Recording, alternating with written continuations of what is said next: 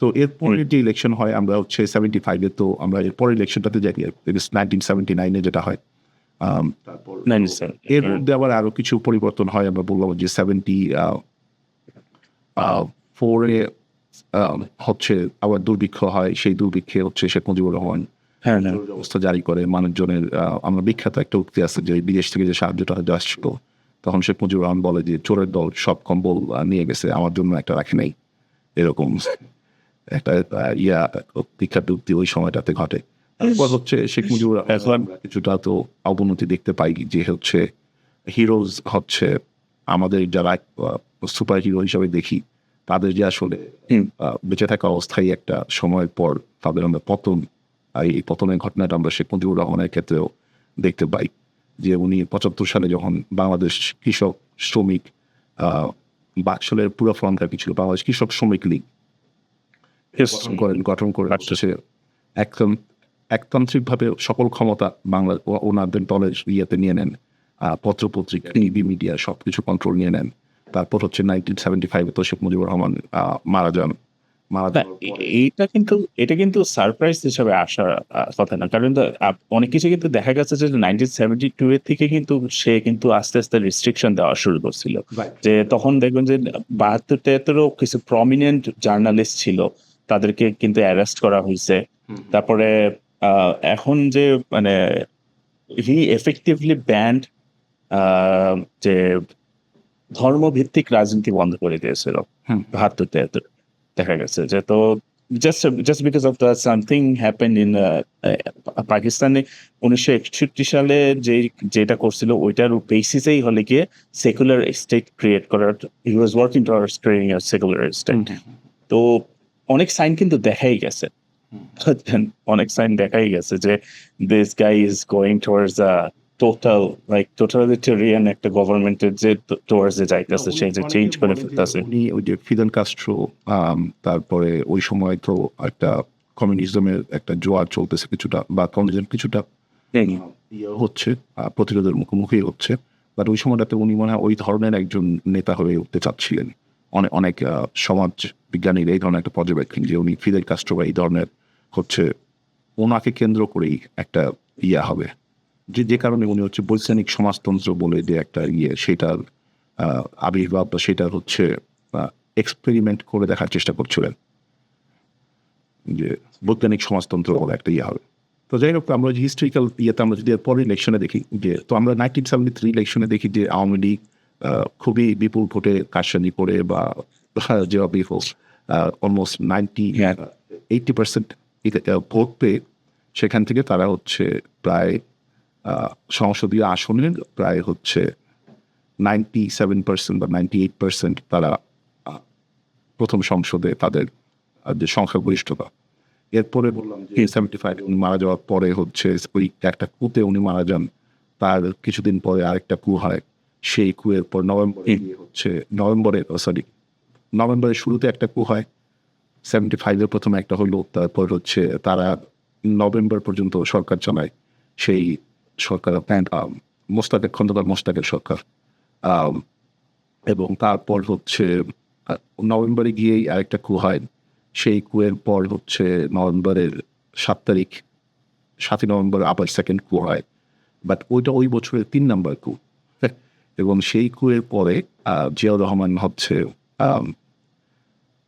Background থেকে কিছুটা হচ্ছে মিলিটারি প্রশাসক হিসাবে সরকার চালানো শুরু করে, এবং এর পরবর্তীতে হচ্ছে ওনারা এইভাবেই হচ্ছে প্রেসিডেন্টের আন্ডারে সরকার চালাইতে 1979-এ গিয়ে হচ্ছে, তার আগে ওনারা ওই সময় থেকেই, যেমন 76 সন থেকেই জিয়াউর রহমান বিএনপি দল গঠন করা শুরু করে।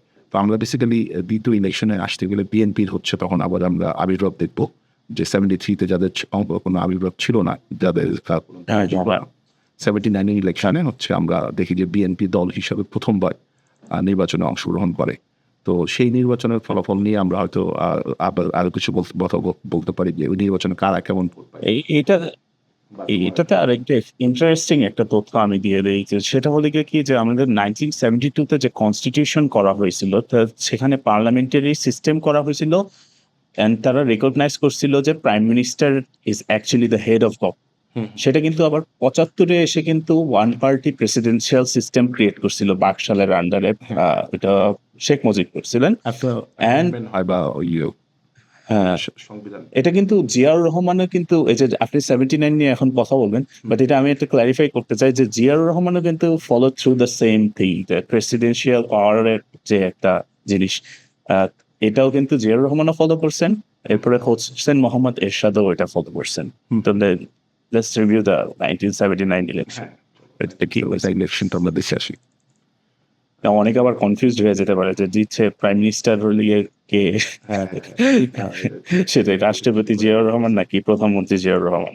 না এই ইয়াটা তো বাংলাদেশে আমরা বেশ কয়েকবার হ্যাঁ, তো 79 ইলেকশনে আমরা যেমন কিছুটা যদি 73 ইলেকশনের সাথে কম্পেয়ার করি, আমরা দেখি যে এখানে সংখ্যাগরিষ্ঠতা মনে হয় কিছুটা আগের চেয়ে পরিবর্তন হয়েছে, তাই না? এখানে ছিল একটু ব্যালেন্স। আওয়ামী লীগ পুরোটাই হচ্ছে এগিয়ে নিয়েছিল সেখানে। তবে এখানেও একটা ইয়া দেখা যায় যেটা যে 79-এর ইলেকশনে বিএনপির আবার আমরা একটা সংখ্যাগরিষ্ঠতা দেখি, যদিও সেটা হচ্ছে ভোটের পার্সেন্টেজ অনুযায়ী তুলনামূলকভাবে কম। হ্যাঁ, এবং আওয়ামী লীগ হচ্ছে শেখ মুজিবুর রহমানের মারা যাওয়ার পরে 1979 সালেই প্রথম ইলেকশনে অংশগ্রহণ করে।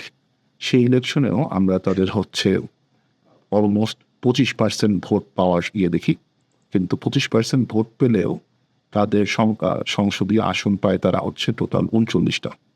সেখানে তাদের আমরা একটা যে পরিবর্তন দেখি যে আগের যে ইলেকশন ছিল সেখান থেকে তারা 269টা সিট হারায়, এইখানে আমরা দেখতে পাচ্ছি এটা। এরপর বিএনপির হচ্ছে সিটের সংখ্যা তখন 237, তারা হচ্ছে 41% ভোট পেয়ে 237টা সিট পায় ইয়েতে। এর বাইরে যে বাংলাদেশ মুসলিম লীগ বা আইডিএল, ইসলামিক ডেমোক্রেটিক লীগ, জাতীয় সমাজতান্ত্রিক দল, Awami League, মুজাফফরের nap party, UNP, এরা কিছু ভোট পায়। এবং যদিও ইউএনপি বা গণফ্রন্ট ভোট সমান পাইলেও গণফ্রন্ট 2টা আসন পেয়ে যায়, কিন্তু ইউএনপি কোনো আসন পায়নি। সিপিবি কোনো আসন পায় নাই, সিপিবি মার্কসিস্ট লেনিন তারা হচ্ছে একটা আসন পায়। তারপর এর বাইরে ইন্ডিপেন্ডেন্ট হচ্ছে 16 জন জিতে আসে, এবং ইন্ডিপেন্ডেন্ট যারা ছিল স্বতন্ত্র তারাই প্রায় 10% ভোট পায়। এবং সেই ইলেকশনে টোটাল ভোট কাম ছিল হচ্ছে 51% লোক ভোট দিতে আসছিল। তো এইটা হচ্ছে যেটা আমরা দেখলাম যে আগে তুমি যদি তোমার কিছু মতামত শেয়ার করো এখানে পর্যবেক্ষণ বাংলাদেশের দ্বিতীয় জাতীয় সংসদ নিয়ে। দ্বিতীয় এখন এটা নিয়ে আমার অবজারভেশন হয়েছে যে মানে আই রেড অ্যাবাউট ইট যে আমি যেটা বলবো যে মানে অবজারভেশন এটা লিখে এখন আমাকে আবার মানুষজন পয়েন্ট আউট করবে যে দেখা গেছে যে 75-এর পরে when Ziaur Rahman came into power, মানে অ্যাকচুয়ালি ডিউরিং 75 সে যখন উনি যখন বাকশাল টাকশাল অ্যানাউন্স করছে যে আওয়ামী লীগের পপুলারিটি কিন্তু একদমই ছিল না বলতে গেলে। পিপল আর প্রোটেস্টিং, কারণ ইট ওয়াজ মানে সে 72 থেকে 75 যেভাবে চালাইছে, তারপরে যখন সে অ্যানাউন্স করছে যে there is gonna be one party, one presidential party system হবে, তখন লিগে কিন্তু মানুষজন কিন্তু বুঝে গেছে। তো আওয়ামী লীগের পিছনে কিন্তু মানুষজন ছিল। তো somehow they made a comeback. তা দেখা গেছে যে it took them 4 years. তো দেখেন পপুলার ভোট অনুযায়ী কিন্তু তারা কিন্তু 25% ভোট পেয়েছে, although তাদের পার্লামেন্টারি সিট কিন্তু only 39, but they did manage to make a comeback after this.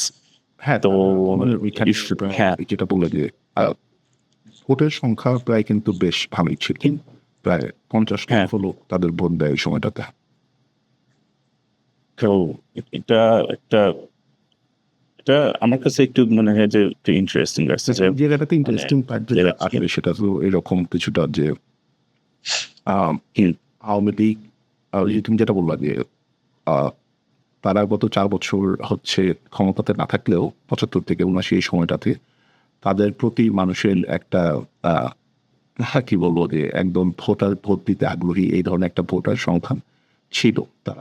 যদিও আমরা দেখি যে প্রথমে তারা ছিল 73%, সেটা যদিও এটা রিগিং নিয়ে কথা আছে যে এখানে হচ্ছে কারসাজি হয়েছে, সেইটা হচ্ছে আমরা ইন্ডিয়াতে দেখতে পাই 25% নেমে আসে। এবং এই সময়টাতে আবার বিএনপির এত ভোট পাওয়ার সংখ্যা নিয়েও কেউ কেউ প্রশ্ন তুলতে পারে যে বিএনপি একটা নতুন হওয়া দল 1 বছরের মাথায় কিভাবে হচ্ছে 1-2 বছরের মধ্যে এরকম 41% ভোট পায়, এইটা হয়। তো আমরা সেটা দেখি এবং এই প্রথম হচ্ছে এই যে এই নির্বাচনে আমরা ইসলামিক দলগুলোকে ভোটে আসতে দেখি। এই যে বাংলাদেশ মুসলিম লীগ যখন ডেমোক্রেটিকলি আইডিয়াল এইটা যখন 20টা আসন পায় এবং প্রায় 10% ভোট পায়। তো এখান থেকে আমরা একটা আইডিয়া পাবো, যেটা আমরা সামনে যে ইলেকশনগুলো নিয়ে যখন কথা বলবো সেখান থেকে দেখতে আমাদের সুবিধা হবে যে আমরা আসলে এই ভোট কে কীরকম পাচ্ছে, কতদিন পরে সে নির্বাচনে না থাকলেও তার ভোটের সংখ্যা প্রাপ্তি, এবং কিছু কিছু ক্ষেত্রে তো আমরা দেখবো কারসাজি হয়েছে, সেই জায়গাগুলো আমরা দর্শকদের হয়তো সেটা জানায় দেওয়ার চেষ্টা করবো। বাট ওভারঅল একটা ভোটের যে ট্রেন্ড, ভোটারের যে চিন্তা বা বাংলাদেশ মানুষের যে একটা সাধারণ চিন্তা, সেটা সম্পর্কে আমরা একটা আইডিয়া পাবো হচ্ছে এই নির্বাচনী ট্রেন্ডগুলো দেখলে। তো আমরা এরপরে হচ্ছে 1986-তে যে এরশাদের আন্ডারে যে ইলেকশন হয় সেই ইলেকশনের ফলাফল নিয়ে হয়তো কিছু কথা বলবো। তবে এর মধ্যে আমরা কিছুটা টাইম লাইন আবার একটু বলে যাই আর কি, যে 79-তে হ্যাঁ মানে গ্রহণ করে। হ্যাঁ, তুমি যদি একটু সামারি মাঝখানে বলতে চাও আমাদের বলতে পারো। না, এটা হয়তো আমরা যেটা মনে করছিলাম যে হয়তো এটা আরেকটা, এটা আসলে মানে already we talked about this, যে হয়তো 75-এর পর ইলেকশন হয়েছে হয়তো 1979-তে, but Sheikh Mujibur passed away, was assassinated on 1975. So তারা কিন্তু ঠিকই কিন্তু ওই যে 4 বছর কিন্তু থেকে গেছে। তো সিমিলারলি কিন্তু দেখা গেছে যে when Ziaur Rahman passed away in 1982, right? So 82 না 80 মতো। 1982? That was a very important question. আমার কাছে এই মুহূর্তে ডেটের exact 1981, yeah, I think he passed away. So I'm sorry, এগুলো আসলে জানা উচিত। He was only 41. তো উনি কিন্তু চলে যাওয়ার পরপরই কিন্তু মানে I think he was succeeded by president হিসেবে কিন্তু, হ্যাঁ, বাট ওই যে কি বলে 1 বছরের জন্য ওনার প্রাইম মিনিস্টার হলে কি প্রেসিডেন্ট ছিল আমার মনে হয়, ওনার প্রাইম মিনিস্টার সেটা ভাইস প্রেসিডেন্ট ছিল। হ্যাঁ, বলছিলাম যে 75 এরকম দেখছি যে মিলিটারি যে উনি হচ্ছে সুডো পাওয়ারে আছেন, আর যদি হ্যাঁ নাম কাগজতে ইয়ে হ্যাঁ প্রেসিডেন্ট সকল সিদ্ধান্ত এটা প্রভাবিত করছিলেন ওই সময়টা।